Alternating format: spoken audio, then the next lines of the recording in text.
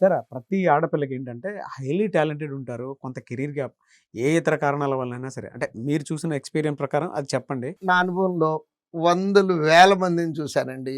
Career గ్యాప్‌తో వచ్చి ఉద్యోగాలు కొట్టుకెళ్ళిపోయినటువంటి హ్మ్. వాళ్ళు. హ్మ్. హ్మ్. వందలు, వేలండి.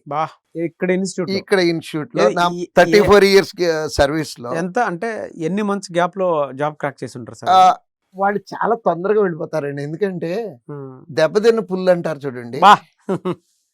ఆళ్ళు దెబ్బతిన్న పుల్లు కేటగిరీ కింద వస్తారండి. దెబ్బతిన్న పుల్లో వేటాడేటప్పుడు కసి కళ్ళలో కనపడుతదండి. బ్లడ్ పెట్టి చదువుతారండి ఆళ్ళు. బా!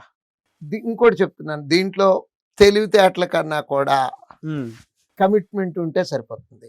ఓకే. ఆళ్ళు ఆల్రెడీ ఆ కెరీర్‌లో ఏదో అవుదాం అనుకోని ఏమి అవ్వలేకపోయామనే కసి ఉంటది చూడండి. హ్మ్. ఆ కసి వాళ్ళని వాళ్ళ పనులు వాళ్ళు చేసుకుంటూ కూడా ఇష్టపడి కష్టపడేవాళ్ళు. అసలు ఈళ్ళకి ఈ కెరీర్ గ్యాప్ రావటం అనే దాంట్లో చదువుకోవటంలో నిజంగా చెప్తున్నానండి పెద్ద ఇబ్బందులేం లేవు. హ్మ్. వాళ్ళు ఇంటర్వ్యూ ఫేస్ చేసేటప్పుడు ఇంటర్వ్యూలో ఈ కెరీర్ గ్యాప్ గురించి యాక్చువల్‌గా గట్టి క్వెషన్ పడతదండి. నేనే అడుగుతున్నాను అమ్మాయిని, "అమ్మా ఈ కెరీర్ గ్యాప్ ఏంటి?" "సార్ నాకు కూడా అందరిలాగానే చదువుకోవాలనుంది. డిగ్రీ అయిపోగానే మా నాన్నగారు పెళ్లి చేశారు. పెళ్లి చేశారండి.